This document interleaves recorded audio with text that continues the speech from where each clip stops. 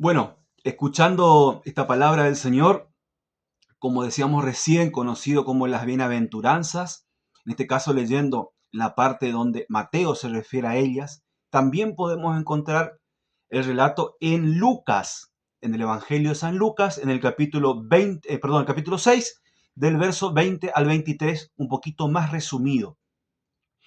Cuando leemos esta parte de las bienaventuranzas, que dicho sea de paso, bienaventurado, las bienaventuranzas significa dichoso, dichosa o tres veces feliz, tres veces dichoso. Inmediatamente vamos a ver qué es lo que Jesús estaba haciendo antes de empezar a predicar el reino de Dios.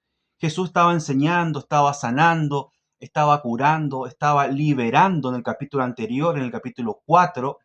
Decía que recorría toda Galilea, estaba enseñando en las sinagogas, bueno, proclamando el reino de su Padre, que es el reino de Dios, llamando al arrepentimiento, llamando a la conversión, llamando a la santidad. Dice que todo lo que Jesús hacía, la palabra de Dios nos dice acá que llegó a toda Siria, le trajeron muchas personas que estaban con enfermedades, le siguió una gran muchedumbre de Galilea, Decápolis, Jerusalén y Judea. Entonces Jesús aprovecha ese grupo de gente, aprovecha ese gentío, esa muchedumbre, dice acá justamente en la primera oración en el verso 1, viendo la muchedumbre, Jesús subió al monte, se sentó con sus discípulos y se le acercaron. Y ahí toma la palabra y les enseñaba diciendo, esta muchedumbre, este grupo de personas que van a estar distinguido acá en Jesús, va a estar dedicado estas bienaventuranzas que decíamos recién, que no son reglas para ganar el reino de los cielos, que quede claro, pero sí son parámetros en donde el Señor nos enseña de acuerdo a lo que nosotros tenemos que empezar a ir caminando y aprendiendo de su predicación del reino de los cielos y lo que todo cristiano pasa por esta vida terrenal.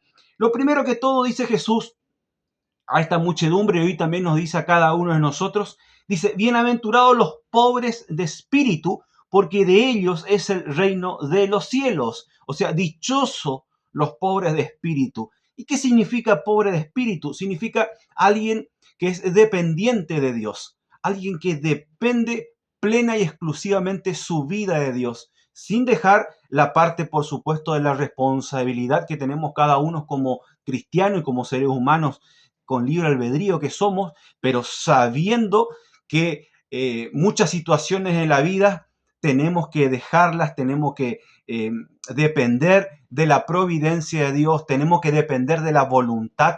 Cuando Jesús va a decir, bienaventurados los pobres de espíritu, inmediatamente podemos categorizar y podemos identificar que está señalando que no van a heredar el reino de los cielos o no son del reino de los cielos aquellos que no dependan de él, aquellos que muchas veces nosotros decimos, bueno, nos creemos todopoderosos, nos creemos invencibles, nos creemos inmortales.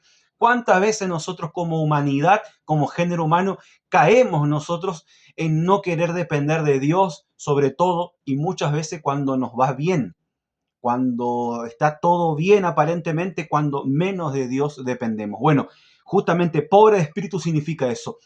No significa no tener riqueza, no significa no tener plata en la cuenta bancaria, significa que nuestro espíritu tiene que estar conectado y dependiente con Dios, como es un Wi-Fi ahora, las 24 horas, haciendo y pidiendo la voluntad y la guía del Espíritu Santo para la vida de nosotros los creyentes.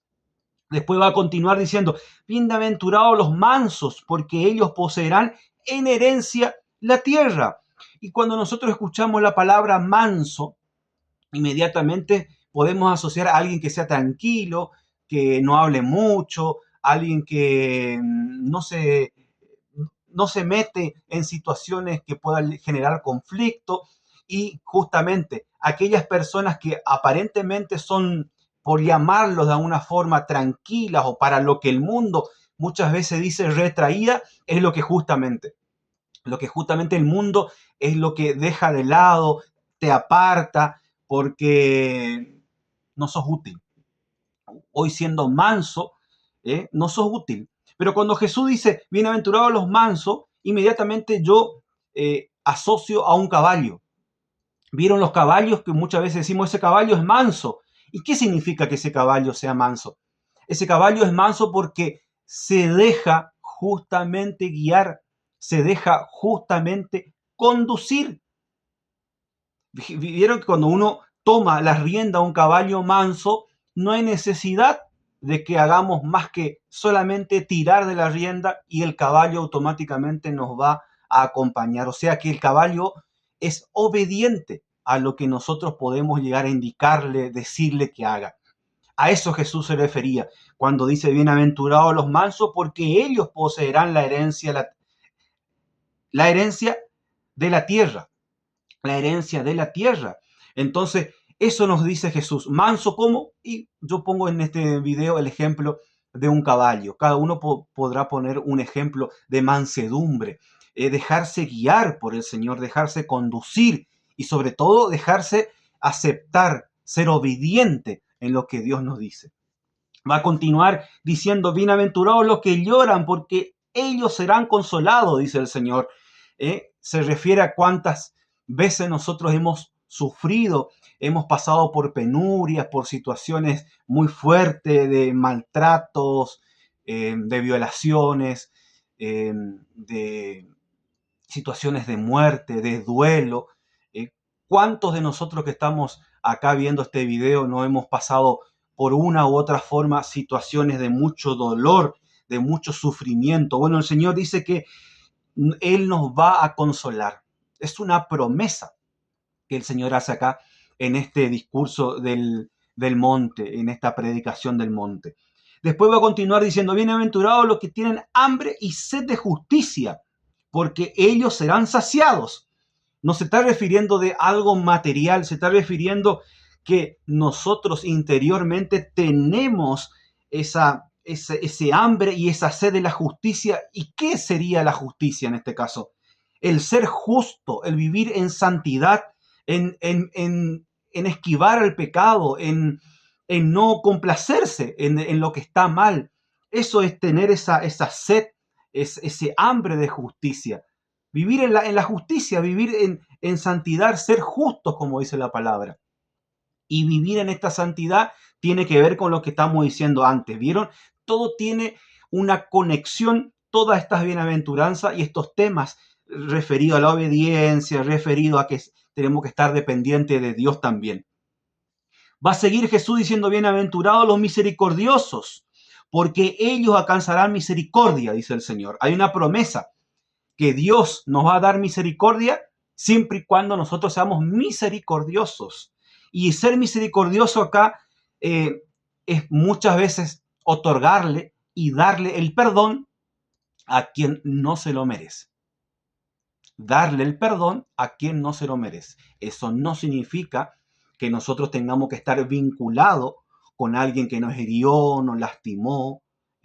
Podemos reconciliarnos, eso va a depender de la situación de cada uno de nosotros y el contexto en que se desarrolló esa herida o ese conflicto. Pero Dios nos pide de que perdonemos a quien no se lo merece inclusive.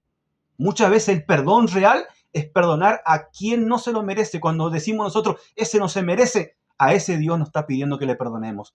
Tal y cual como Dios hace con nosotros. Nosotros no somos merecedores del perdón, sin embargo, Él en su infinita misericordia, igual es el que nos otorga su perdón y la reconciliación. Si nosotros actuamos de la misma forma como Dios actúa con nosotros, con nuestros semejantes o la persona que nos rodea, vamos a obtener misericordia. Continúa diciendo acá la palabra de Dios, dice, bienaventurados los limpios de corazón, porque ellos verán a Dios. Y los limpios de corazón inmediatamente se refiere el Señor acá con aquel que no se deleita en lo malo, que no disfruta de lo que no está bien. Aquel que se ríe de lo que no corresponde, aquel que se goza en algo que está mal. Bienaventurado los limpios de corazón. Aquel que inclusive, contrario a eso, busca constantemente agradar a Dios, busca constantemente la santidad. No porque a Dios le favorezca, sino porque justamente es un favor para nosotros, es un bien para la vida del creyente, del cristiano. Y hay una recompensa, porque dice que si nosotros buscamos ser limpios de corazón, Dios nos dice acá que vamos a ver a Dios. Vamos a ver a Dios, hay una recompensa. Continúa en el verso 9. Bienaventurados los que trabajan por la paz, porque ellos serán llamados hijos de Dios. El Señor nos llama a ser portadores de paz. Eso no significa de que nosotros debamos callar en frente de una injusticia o no debemos nosotros defendernos. No, pero sí nos llama a ser portadores de paz y sobre todo con nuestra presencia, con nuestro dicho, con nuestra forma de expresarnos, con lo que nosotros hablamos a través de nuestros labios. ¿Cuántas veces no nos ha pasado que solamente la presencia de alguien nos tranquiliza?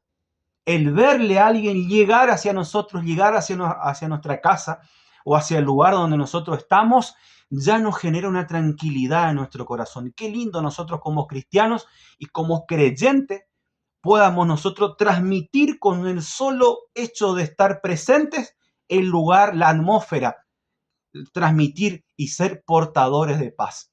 Que el que nos vea llegar, que el que nos vea caminar, pueda decir, qué lindo, siento paz, Dios me transmite paz a través de este hermano y de esta hermana. En el verso 10 dice, bienaventurados los perseguidos por causa de la justicia, porque de ellos es el reino de los cielos. Toda persona rechazada por vivir acorde a Dios es justamente lo que Dios nos dice, porque de ellos es el reino de los cielos. Todo lo que el mundo nos va a rechazar, todo que aquellos que nos van a perseguir, nos van a injuriar, nos van a decir cosas, bienaventurados los perseguidos a causa de la justicia, como decíamos recién, y tiene que ver con el texto en el verso 6, el hambre y sed de justicia, vivir en santidad, rechazar lo que no está bien, no robar, no mentir, no ser infiel, no decir lo que no corresponde. Vamos a ser perseguidos a causa de eso. Vamos a ser perseguidos. El mundo nos va a perseguir por no robar, por no mentir, por hacer las cosas correctamente. Acá el Señor nos advierte que vamos a ser perseguidos, pero también nos dice que de nosotros va a ser el reino de los cielos. Hay una promesa a través de cada circunstancia. En el versículo 11 dice, bienaventurados serán cuando los injurien. Ahí tiene que ver, está concatenado, está conectado cada verso, cada situación de lo que estamos hablando. Bienaventurados serán los que los injurien y los persigan y digan con mentira toda clase de mal contra ustedes a mi causa. Alégrense y regocíjense porque su recompensa será grande en los cielos, pues de la misma manera persiguieron a los profetas anteriores a ustedes cuando se burlan de nosotros porque somos cristianos, cuando el mundo que no es creyente, cuando las personas que no son creyentes se ríen de nosotros, nos acusan falsamente, si bien como seres humanos nos mueve a nosotros, acá dice el Señor que no tenemos que ponernos tristes. ¿Por qué? Porque dice que hay una recompensa grande en los cielos cuando alguien se burla de nosotros por creer en el Señor, por estar del lado de Dios, y somos muchas veces acusados falsamente por eso también. El mundo nos va a acusar. En estas bienaventuranzas que hemos tratado de recorrer en el Evangelio de San Mateo, capítulo 5, del verso 1 al 12, Jesús va a seguir continuando, hablando del cumplimiento de la ley, hablando de la justicia nueva, superior a la antigua, pone un escalón más allá de lo que se conocía hasta este entonces como esta ley, este cumplimiento de la ley de Moisés. Jesús eleva en estas bienaventuranzas. Que a través de este video el Señor abra tus oídos, tu corazón y tu pensamiento y haya sido de mucha edificación esta pequeña reflexión que hemos compartido. Que Dios te bendiga y que seas bienaventurado, que sea dichoso y que sea 3 veces feliz a causa del reino de los cielos.